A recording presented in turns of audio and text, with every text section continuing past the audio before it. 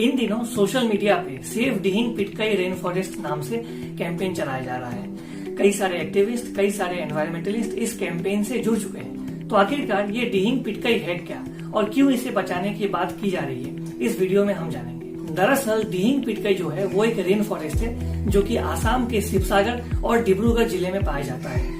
अगर आपको rain forest को समझना है तो आप अमेजोन फॉरेस्ट का उदाहरण ले सकते हैं जो कि साउथ अमेरिका, ब्राजील और कोलंबिया में पाया जाता है। ठीक उसी प्रकार से जो डिहिंग पिटकाई है वो रेन फॉरेस्ट असम के डिब्रूगढ़ और शिवसागर जिले में पाया जाता है और कई हिस्सा अरुणाचल प्रदेश में भी इसका पाया जाता है। अब रेन फॉरेस्ट का मतलब वो जंगल होता है जहाँ एनुअली काफी ज्यादा बारिश होती है, जहाँ काफी ज्यादा बरसात होती है। और ये जो डिहिंग पिटकाई रेन फॉरेस्ट असम का है ये भी कुछ इसी तरह का रेन फॉरेस्ट है। और ये सिर्फ एक रेन फॉरेस्ट नहीं है, ये एक वाइल्ड लाइफ सेंचुरी भी है जहाँ कई प्रकार के जानवर पाए जाते हैं, जहाँ कई प्रकार के पक्षी पाई जाती है। एक रिपोर्ट के मुताबिक 200 से ज्यादा प्रकार के बर्ड स्पीसीज इस रेन फॉरेस्ट में पाया जाता है। इसके अलावा कई प्रकार के दुर्लभ रेप्टाइल्स जो हैं वो डिहिंग पिटकाई रेन फॉरेस्ट में पाई जाती है। और तो और ये डिहिंग पिटकाई रेन फॉरेस्ट जो है ये एक एलिफेंट रिजर्व भी है जहाँ कई तरह के हाथी भी पाए जाते हैं। अब आखिरकार ये जो पूरा विवाद है, विवाद किस बात को लेकर है? दरअसल ये जो डिहिंग पिटकाई रेन फॉरेस्ट असम का है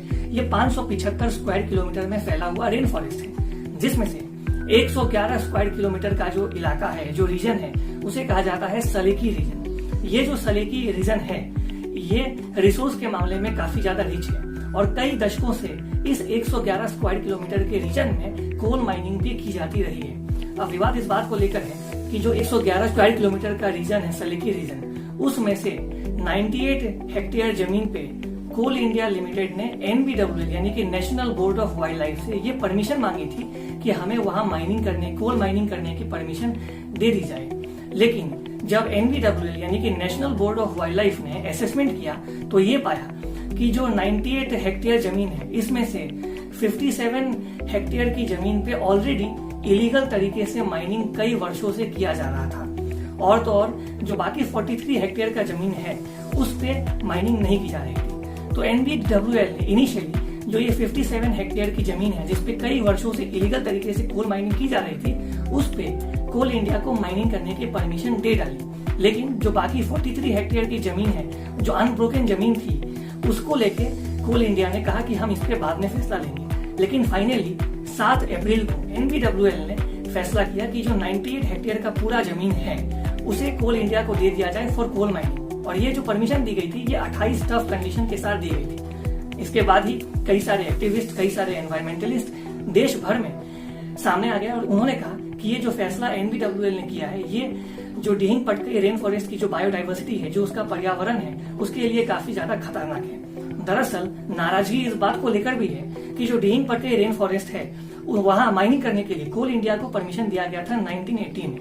और ये जो उनको लीज दिया गया था ये लीज 2003 में एक्सपायर कर चुका था। लेकिन इसके बाद भी 2003 के बाद भी जो कोल इंडिया लिमिटेड है वहां उन्होंने इलीगल तरीके से कोल माइनिंग जारी रखा, जिसके वजह से डिहिंग पिटकाई रेन फॉरेस्ट जो है उनके पर्यावरण को काफी ज्यादा नुकसान हुआ। और यही कारण है कि 2003 से लेकर 2019 तक जो illegal mining Dihing Patkai rain forest में की गई, इसको लेके असम की सरकार ने 7 मई को कोल इंडिया लिमिटेड के ऊपर 43 करोड़ से भी ज्यादा का फाइन इम्पोज कर दिया, जुर्माना लगाया।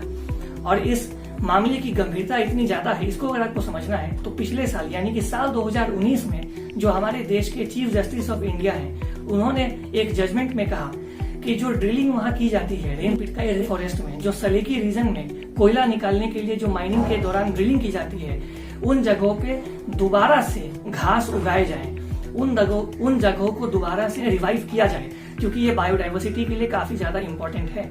तो ये था पूरा episode Dihing Patkai rain forest को लेकर। मुझे आशा है कि आपको समझ में आया होगा कि ये पूरा विवाद जो है, कंट्रोवर्सी जो है, किस बात को लेकर है। धन्यवाद।